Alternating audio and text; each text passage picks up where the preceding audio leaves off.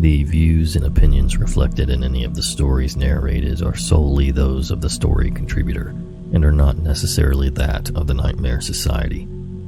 This podcast features adult content, so listener discretion is highly advised. And if you or anyone you know is struggling, help is available. Please see the resources in the show notes.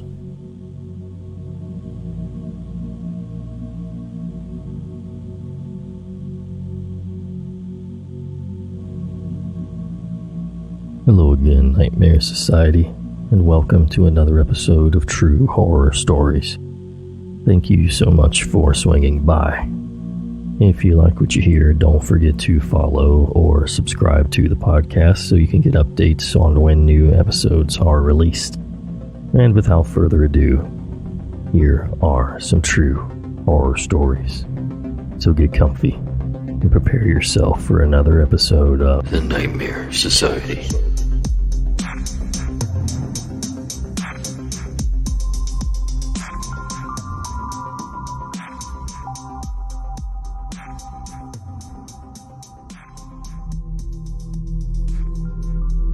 This took place in the summer of 2016. My friend and I had just moved into our new house in a rural college town over the summer of 2016. I had arrived a week before the first day of school, joining my roommate who had already moved in. We were settling in to begin our semester. The house was nothing special. We liked it because it was close to campus. It was old and cheap. The basement was unfinished and there was no upstairs. You could see the university buildings down the road. There was a tennis court directly across the street. Due to this being a rural area, or for whatever reason, the road our house was on was not well lit. Combine that with a large forested area in the back and you would quickly understand why our house would be a target. My friends and I were in various later stages of college life and liked to party. We had a very open friend group and there were always new faces seen coming and going at the various places we lived on campus. This friendly nature and naivete of our friend group led to us letting our guard down and relaxing some of our standard home security practices. It was the night before the first day of school. The week that had passed was filled with drinking, marijuana, and loud music. It was finally time to go to bed early, get a good night's rest, and wake up early for class in the morning. Sort of.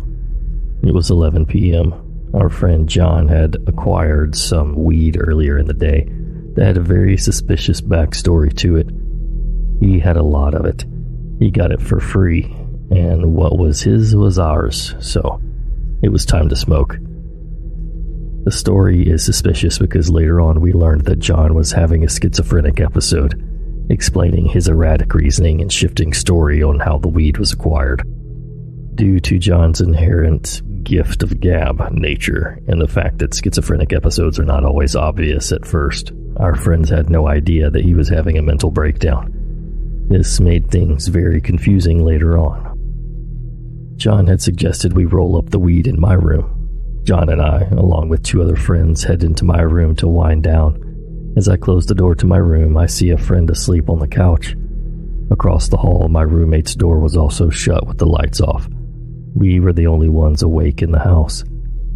My room is small, 2 windows, one with an AC unit, one facing the back porch steps with my TV in front of it. I was sitting at my computer playing 7 Days to Die while my friends were rolling up a blunt on my bed. The irony of what happened next is not lost on me. I start hearing a slam come from the other side of my closed bedroom door, as if somebody had just knocked way too loud. I yelled out in annoyance, thinking this was the case. This was not the case. The knocking turned into slamming, which turned into breaking, which turned into splintering wood. In my head, I couldn't make sense of this. I kept picturing one of my good college friends, James, back from a long late-night road trip, here to celebrate with a bottle of liquor and an 8-ball. I was imagining that James would pop his head through the hole that he was currently splintering through my door, say that he would fix it later, and have us come out and party with him. This was the only logical explanation for what I was seeing in my head. Finally, it clicked. I reached for my phone and quickly dialed 911. Time seemingly dilated. I recall picking up a large, pointy shard of splintering wood and holding it like a spear. I remember thinking, if they break through that door, I'm rushing them. I'm not giving them a chance. I remember seeing a look of sheer terror mixed with hopelessness as I watched my friend Mike try to jimmy the AC unit out of the window to no avail. We were all shouting and screaming as the wood splintering continued. I saw Mike take out his butterfly knife. Then it stopped. Nothing. Not a sound. The door had been broken and become stuck. My friends and I had to essentially finish breaking the door to climb through to the other side. After we finished climbing through the door, Chris and Kevin appeared from Kevin's room. Chris had snuck into the room to hide during the commotion. John quickly handed off the weed to Chris, who was going to hide it away from the house before the cops came. I had nothing to do with this plan. It wasn't my weed, so I wasn't there to tell them how to handle this situation with the police, especially when they were very quick to act, before there could be any real thought process put into this decision. I'm not saying this was a smart decision by any means. Kevin, as startled as we were, came out of his room and helped us out of the room through the broken door. Everyone was equally as confused. We examined the house to see if anything was stolen. We found all of our laptops and other expensive items exactly where we left them. Nothing was touched. We spied a cooking pot left outside of my broken door, so we figured the intruder had come into the house through the unlocked back kitchen door and swiped something off of our stove on the way to my room and used it to break down the door. At this point, all we could do was wait for the cops. So we wait, and wait, and wait. 30 minutes goes by and I call the cops back. I ask what's taking so long considering there is a campus police substation literally a block away from where we live. Apparently they sent the city cops from the complete opposite side of town. After about 40 minutes, the cops and Chris arrive at the house at the same time. Not the best timing. I realized that I had never gotten Chris's side of what happened. He left in such a hurry and he had been the only one that had seen the intruder. The first time I got to hear his side of the story was when the cops sat us down and asked us what happened. What he said made the hair on the back of my neck stand up as the whole room went quiet. He said it wasn't one person, but 3 men in masks. I don't know why I had assumed it was some sort of lone, crazed lunatic, but I never actually saw anyone. It was at this point that John's schizophrenic breakdown is in full swing. He says things to the cops during the conversation that you never would say if you want the cops to be productive and actually help you. It was making me extremely frustrated and hostile. Needless to say, those cops were a lost cause to begin with. When they showed up, John was having a full-blown schizophrenic episode. At first, it wasn't easy to notice. He was still pretty fired up from the break-in, so I was chalking his erratic behavior up to just being scared. Boy, was I wrong. The 2 cops that showed up asked us to sit down and took our story. One of our friends had decided to fess up and tell them that there was weed in the house to make the process easier. I think this was a bad idea because the cops seemingly became more interested in the weed from this moment on. We were sitting around discussing the specific amount we thought was stolen when we heard a knock on the front door. We had just finished telling the police some of the creepier details of what had just happened. You could feel how on edge everyone was. The cops look around for a second, and then one of them slowly walks to the door and sneakily leans up against the peephole. To give you an idea of how derpy these cops were, the second cop said, "Dude, you've got a gun." The cop at the door turned around and made a face before opening the door to find a third cop. Yes, a third cop had arrived to question us each individually about the weed. Meanwhile, the cops asked John to identify himself. He provided a few different versions of IDs with different names from different states. He was talking a mile a minute and insulting the cops with every third word. They were getting visibly frustrated with his antagonization, and so was I. I could not for the life of me understand why he would choose this moment to pick a fight with the cops. After the cops leave, John keeps insisting he knows who did the break-in. He would tell 2 or 3 different stories about how he got the weed with different explanations. The idea of John knowing who did this was disturbing to me. John decides to take matters into his own hands. He leaves the house, claiming that he is going to go find who did this and make them pay. At the time, I was not thinking straight. I genuinely believed him and let him leave to go find these people, not knowing he was having a mental episode. When John returned, he told us what he had done. He had cornered the perpetrator, supposedly, in a parking lot and confronted him with a knife. When he told me the story, I was in disbelief. John may have been psychotic, but he wasn't a liar. Even though at this point I didn't know he was going through this episode, I feared the worst. I slept at a lady friend's house that night. I gave more thought into John's story and kind of put two and two together. I realized there was something wrong with our friend. I headed back to the house. John was still there with Kevin as if nothing had happened the night before. I walked inside and he came up to me with two large men in tow behind him. He told me these were his goons and they were there to fix the place up. At this point, I'm about to lose it. It's the morning before the first day of school and I have no idea who these large burly men are in my house fixing my doors. I walked into the living room. Sitting there on the table was a gold watch I had never seen, a pile of cash, and a pile of weed. I'm now livid. I had no idea why we had been broken into, but I assumed it had something to do with weed. I didn't want any more in the house at the moment, especially so boisterously displayed. I pulled John aside and asked him what the F is this stuff here on the table. He gave me some insane story about how last night the guy who robbed our house came to him, apologized, and offered these items as penance. John tells me as well, and I later found out this part was true, that he sold his early 2000s SUV for $4,000. This was how he got all the cash. Like I said, normally John is not a liar.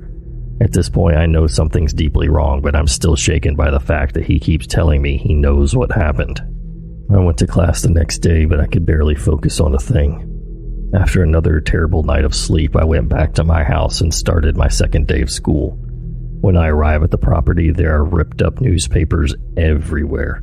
I had no idea why because we had just moved in and barely even had a single piece of paper to rip, let alone Grandpa's stack of papers from the 60s. I didn't think much of it until I got a phone call while on campus. It was Mike. He was telling me that John had been drunk driving around town all day. Apparently he sold his car but hadn't actually given the car to the guy he sold it to. We had been aware that for the last few days John has had no money. Mike and I were curiously wondering where he had acquired alcohol from. We went back to Mike's apartment and there they were, ripped newspapers everywhere. The paper had come from Mike's apartment.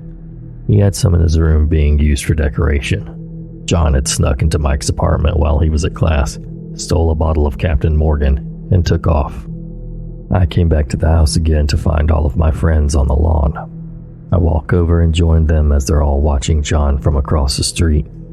He had just walked over to a neighboring complex and taken a full paint can from somebody's porch. This is the middle of the summer, so a ton of people are outside.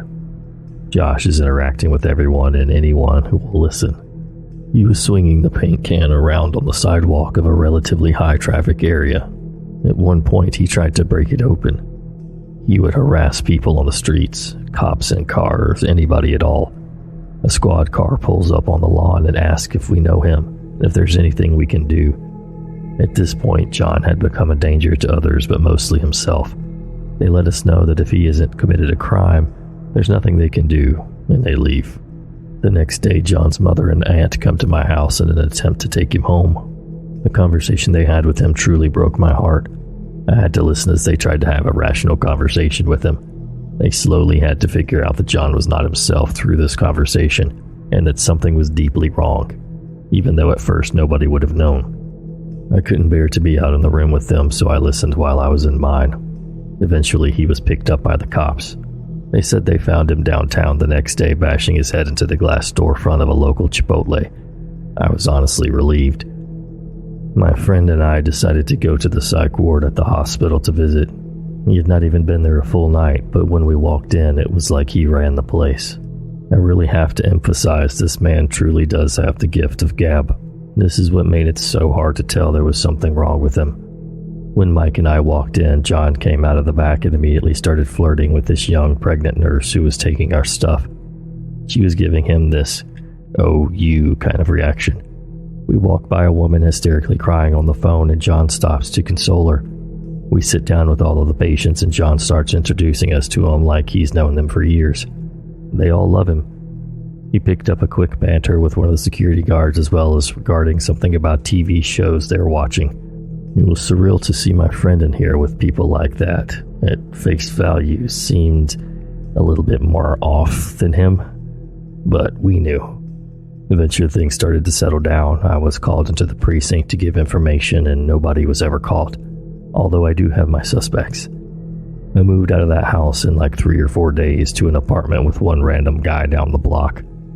The first weekend I get in the apartment, I have to myself. My roommate is out of town. Everything is comfortable, and I can finally sleep easy knowing I'm safe at my new location.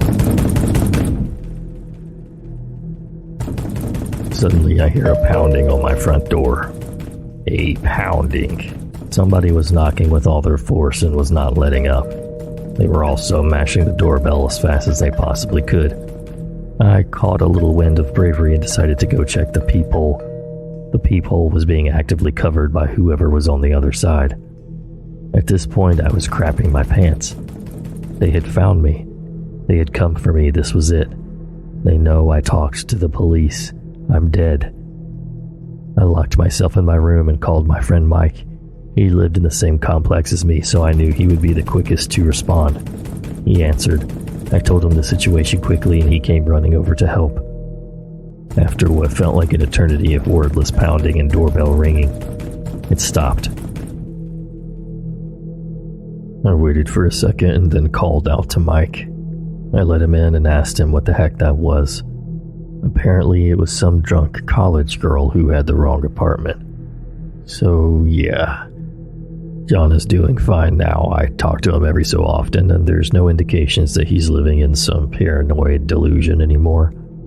So to the 3 men in masks who tried to break down my bedroom door, and to the drunk college girl who tried to break down my front door, let's not meet.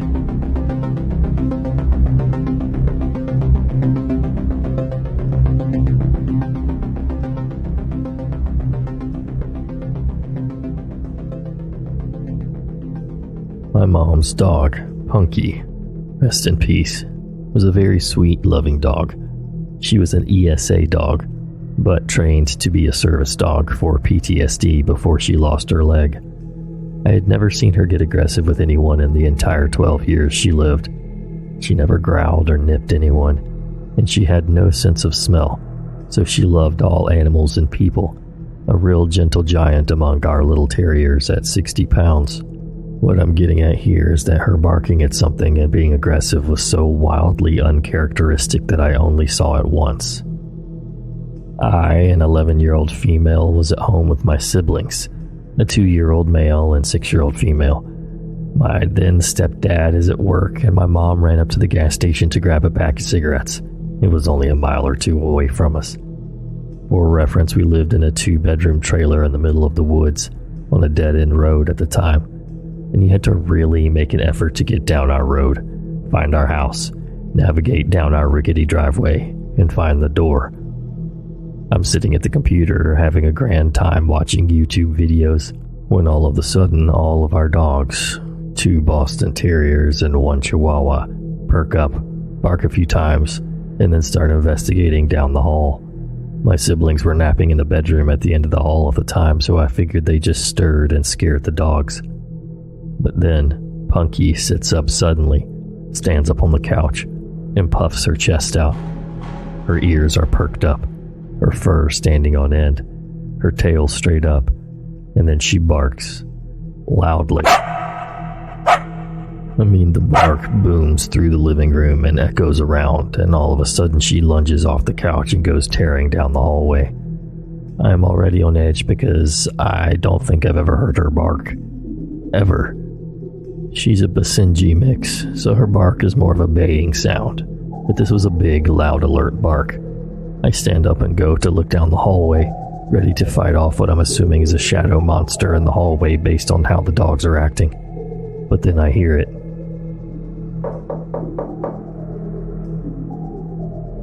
We didn't get visitors because of how weird our house was location-wise, so my 11-year-old mind had no clue what to do here. The only people who showed up were family, and they didn't knock. So I slowly walked towards the door. The knock drew the attention of the dogs, and they came running back down the hallway. All except for Punky, and I felt better with our 3 yappy dogs in the room with me, even if they were all the size of New York City sewer rats. I opened the door just a bit, and standing on the porch is the sketchiest man I think I've ever seen.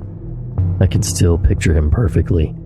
He was a really thin, taller man with dark hair and a sunken face, bags under his eyes, and this half-managed hair. Sort of like he just gave it a quick brush and then figured it was good enough. Everything about him just seemed a little too thin, a little too shallow, and his clothes were off too.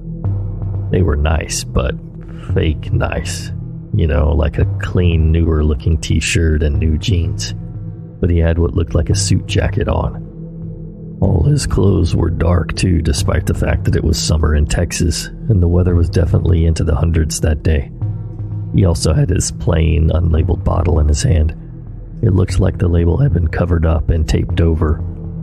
I stare up at him in confusion because I definitely do not know this man, and I ask what he wants.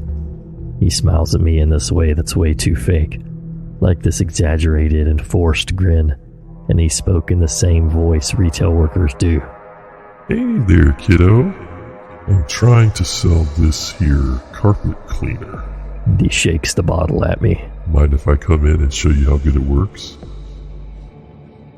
Alarms are going off in my head because he just seems so off. Looking back with an adult perspective, the fact that he didn't ask if my parents were home is unnerving, because he probably knew they were not, and that's why he was there in the first place. I should have told him to get off our property, that I'd have to go get my mom. Something except what I did say, but I didn't. Instead, I just shook my head and said, No, we don't have carpet. Well, it works on other things. And he took a big step towards the door and shook the bottle at me. I started to freak out and think to close the door, but the thing is, our front door didn't even lock. Small town, hard to access home, we never needed a lock. So, that's basically useless. I'm sure there's something very wrong about to happen, and I'm terrified as I think about what to do in the few seconds I think I have before it does happen. When all of a sudden I hear it. Punky had crept up from the hallway, lowered towards the ground with her teeth bared, and snarling like she was feral. She had slobber just dripping from her mouth. Her ears were down and she was ready to pounce. The guy hears it too, and as I look towards Punky, she tries to lunge past me, and I just barely catch her with my leg as she tries her hardest to duck past me and attack this guy. He freaks out and runs off the porch without another word, booking it down the driveway as I let Punky out with the rest of our dogs and they start chasing him. Our small dogs chase him down the driveway and stop about halfway, barking and jumping about. But Punky stops just on the porch and watches him with her ears perked, just staring in the distance until he disappears. I swear I saw someone join up with him running when he got on the road. The second he disappeared, Punky's entire body language changed, and she went back to being the sweet dog I knew. No barking or growling, just laying around, mouth and throat covered in slobber still. I realized my siblings are still down the hall and run to check on them, and when I get to the bedroom, they're still sleeping soundly. But the bedroom window was wide open. The curtains pushed all to one side and the items on the dresser in front of the window are all shoved around. Someone had tried to climb through the window. No doubt in my mind about that. From what I can gather, the bedroom window was visible from the couch where Punky was sleeping.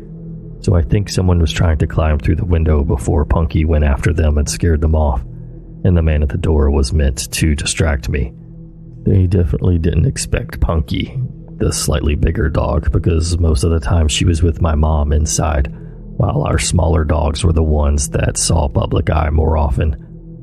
I don't know what they intended to do, but after my mom got home, she took all of us to my aunt's house, and on our way there, we saw the men walking up someone else's driveway. Men, plural, because we watched a second one split off to wait by the road. So, to the two men apparently going door to door to sell their unlabeled carpet cleaner, I'd really rather not meet again.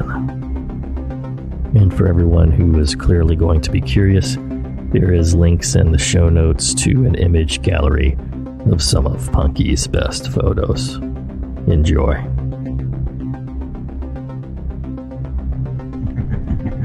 Thanks so much for listening, and until next time.